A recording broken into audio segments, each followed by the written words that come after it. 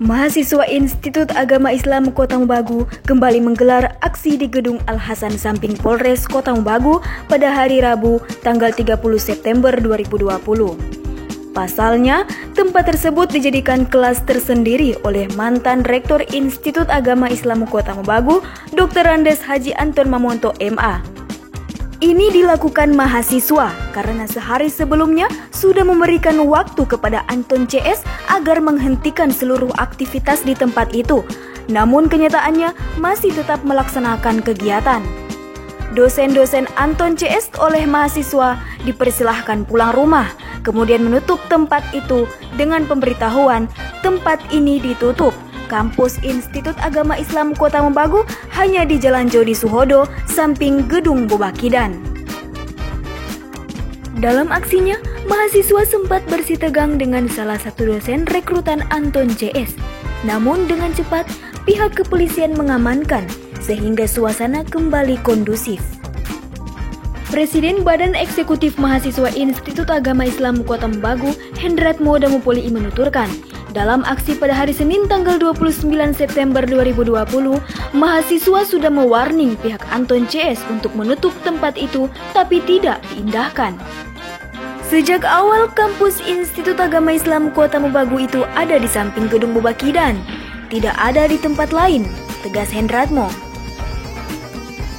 Lanjut Hendratmo, seluruh mahasiswa akan tetap memantau Gedung Al-Hasan atau tempat lainnya yang kemudian menggunakan nama Kampus Institut Agama Islam Kota Mobagu. Kalau ingin mengajar, datang saja ke Kampus Institut Agama Islam Kota Mobagu di Jalan Jody Suhodo. Toh seluruh mahasiswa ada di kampus ini, ngapain harus buka kelas di tempat lain? Ujar Hendratmo. Benarnya kata Hendratmo, mahasiswa tidak menginginkan hal ini harus terjadi kepada mantan rektor. Kami mahasiswa sangat menghargai beliau pada awalnya.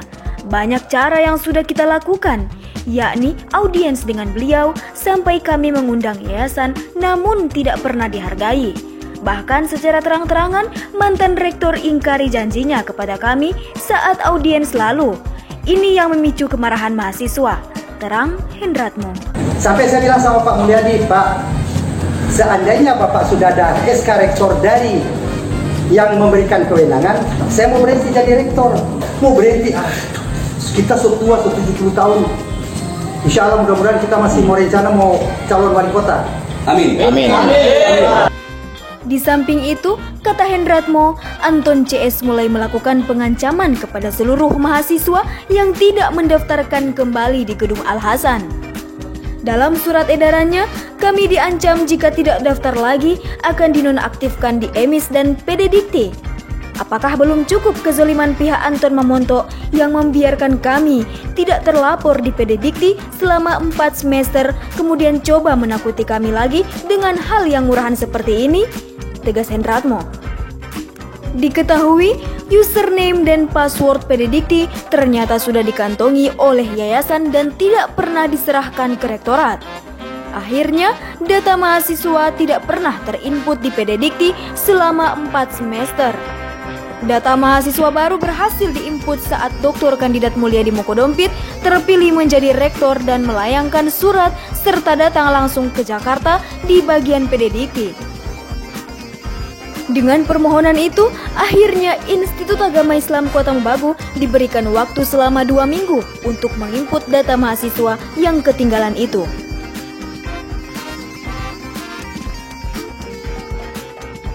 Diketahui, Anton Mamonto yang tak lain adalah mantan politisi mulai melakukan gerakan-gerakan yang membuat geram mahasiswa saat tidak terpilih lagi sebagai Rektor Institut Agama Islam Kota Mobagu pada Juni 2020 lalu. Anton Mamonto kalah bersaing dengan rival-rivalnya, yakni Dr. Moharto SPDI MSI, Dr. Kandidat Mulyadi Mokodompit SE MSI, dan Dr. Anda Nulin Moko Ago MM. Anton Mamonto tidak lagi melanjutkan ke tahap penyampaian visi dan misi saat proses pemilihan rektor lalu. Dirinya hanya mengikuti fit and proper test oleh para panelis, di antaranya Fauzi Permata SE, Direktur Radar Bolmong, Fahmi Gobel Eskom, mantan Ketua KPU Bolmong, Dr. Andes Zainul Alantong, Ketua Aliansi Adat Bolaang Mongondo Amabom Raya, dan Ali Antoni SAG MPD, akademisi. Pada proses itu, Dr. Anda Nulin Moka Agu MM hanya bisa lolos sampai penyampaian visi dan misi, dan kemudian tersisa 2 calon yang kemudian diusulkan ke yayasan. Saat pemilihan 27 Juni 2020, Dr. Kandidat Mulyadi Mokodompit SE MSI berhasil unggul dari calon lainnya, yakni Dr. Muharto SPDI MSI. Tak lama usai pesta demokrasi di kampus tersebut, oleh Badan Eksekutif Mahasiswa dan Senat Mahasiswa, Institut Agama Islam Kota Mobagu mengundang Anton Mamonto untuk audiens. Dalam pertemuan ini, Anton mengaku sudah tidak ingin lagi jadi rektor, dikarenakan faktor usia, dan mengakui Dr. Kandidat Mulyadi Mokodompit SE MSI sebagai rektor baru. Namun harus tetap menunggu SK ditandatangani oleh Ketua Yayasan Darul Muttaqin, yakni Ervan Mamonto SHMH, anak kandung dari Anton Mamonto. Sampai saya bilang sama Pak Mulyadi, Pak, seandainya Bapak sudah ada SK rektor dari yang memberikan kewenangan, saya mau berhenti jadi rektor. Mau berhenti, kita setua 70 tahun. Insya Allah mudah-mudahan kita masih mau rencana mau calon wali kota. Amin. Amin. Terkait SK, pihak rektorat pun kemudian berupaya menghubungi ketua yayasan, namun sulit sehingga memutuskan untuk menemuinya langsung di kediamannya di Jakarta 23 Juli 2020. Namun sehari sebelumnya masih di Kupertais di Makassar untuk melaporkan hasil pemilihan rektor. Upaya yang dilakukan rektorat untuk menemui ketua yayasan tidak membuahkan hasil karena sudah dicoba dengan berbagai cara. Namun terkesan Ervan Mamonto menghindar dan sulit ditemui.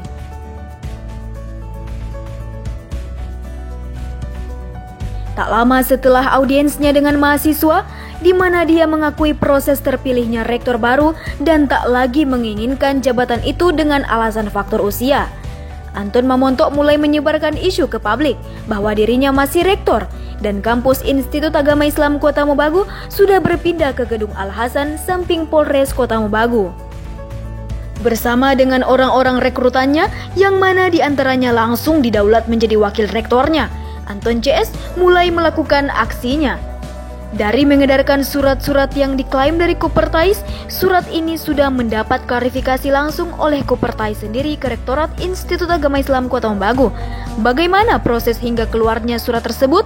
Ternyata dimanfaatkan Anton secara sepihak. Sampai pesan WhatsApp ke mahasiswa dan dosen, hingga naik turun rumah mahasiswa untuk melakukan provokasi. Sasaran mahasiswa baru yang belum tahu sejarah perjalanan Institut Agama Islam Kota Mobagu. Bahkan tidak ketinggalan salah satu wakil rektornya, yakni Rusli Mamonto, yang tak lain menjabat juga sebagai pengawas SMA-SMK, diduga memanfaatkan jabatannya itu untuk mengundang para kepsek hadir di Al-Hasan dengan dalih rapat pendidikan. Rusli Mamonto juga tertangkap tangan oleh para mahasiswa senior saat coba mendatangi salah satu rumah mahasiswi di malam hari. Sontak hal tersebut langsung dilapor ke Diknas Provinsi Sulut oleh Badan Eksekutif Mahasiswa karena dinilai seharusnya sebagai orang yang mengerti pendidikan harus tampil netral memberi masukan positif, bukan menjadi yang terdepan memprovokasi mahasiswa dan orang tuanya. Bukan mempengaruhi mahasiswa untuk membuat sebuah perpecahan. Apalagi Bapak masih tercatat sebagai ASN. Ini sangat melanggar, Pak. Bukan seperti ini seharusnya. Orang tua yang, mohon maaf, yang bergelut di dunia pendidikan, terlibat ingin memecah belah institusi pendidikan ini.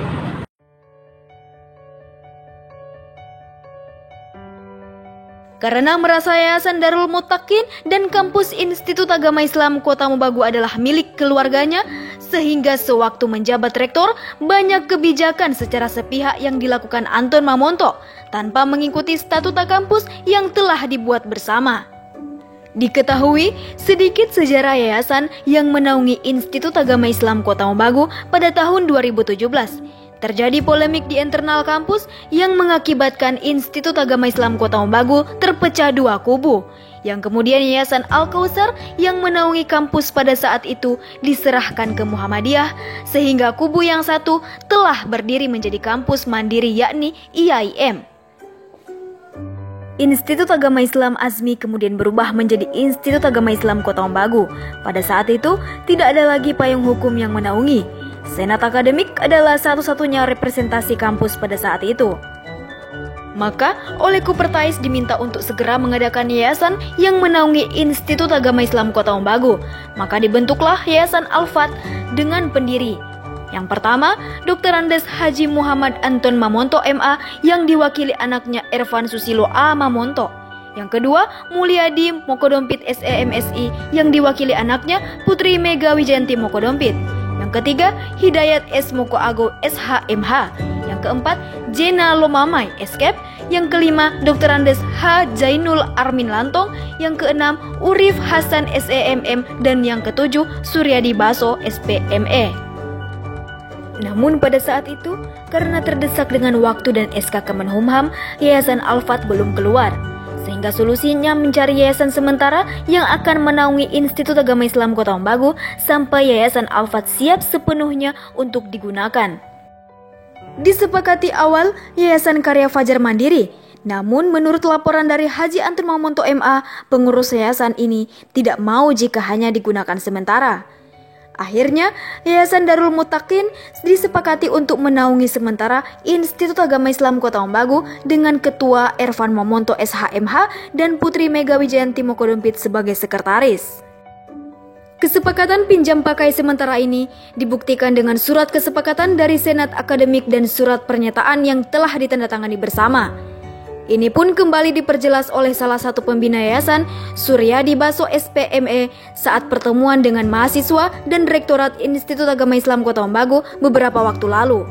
Akhirnya ya kita tidak tahu Pak Anton yang pemuda waktu itu, ya mereka bersepakat bahwa menggunakan Yayasan Darul Muttaqin. Yang notabene kalau secara awalnya semua ini tidak direkayasa sebenarnya, karena sebagai ketua waktu itu anaknya Pak Anton, sebagai sekretaris hanya Pak Mulyadi.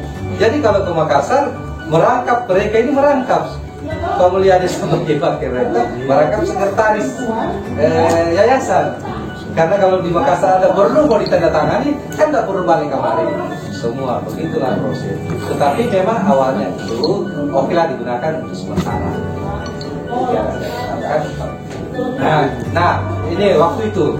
Nah, itu prosesnya jalan. Sementara itu karena maaf ya, ini serta putar ini. Waktu kita cari yayasan, kita ada 6-7 orang ya. 7 orang berinisiatif membuat yayasan. Itulah Yayasan Al-Fat. Nah, kita harapan di Pak Dr. punya rumah bahwa kita ini tuju untuk berinisiatif membuat Yayasan Al-Fat. Itulah yang kita pacu. Tetapi kita proses, karena ini proses bukan cuma di sini, melalui Kementerian Hukum dan HAM. Sementara dari Kupertais sudah mau diproses untuk diakreditasi segala macam, harus ada yayasan. Maka inilah tadi Yayasan Darul Muttaqin ya memang punya sementara. Namun pada perjalanannya, secara sepihak sekretaris yayasan diganti tanpa melalui prosedur yang seharusnya sebagaimana yang diatur dalam undang-undang yayasan. Anton Mamonto pun mengklaim dia masih rektor dan sudah di-SK-kan lagi oleh yayasan sampai tahun 2023 tanpa melalui rapat pengurus yayasan dan mengikuti statuta kampus Institut Agama Islam Kota Mobagu.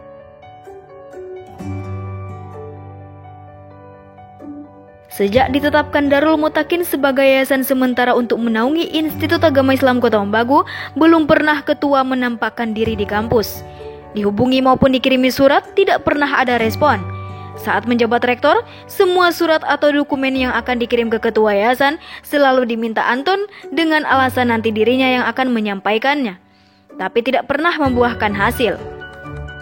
Namun saat kepentingan Anton, begitu mudahnya surat-surat dikeluarkan langsung dengan tanda tangan dari ketua yayasan. Maka dari itu, tak salah jika mahasiswa saat itu sering menyebut Anton Mamonto sebagai rektor juga sebagai yayasan.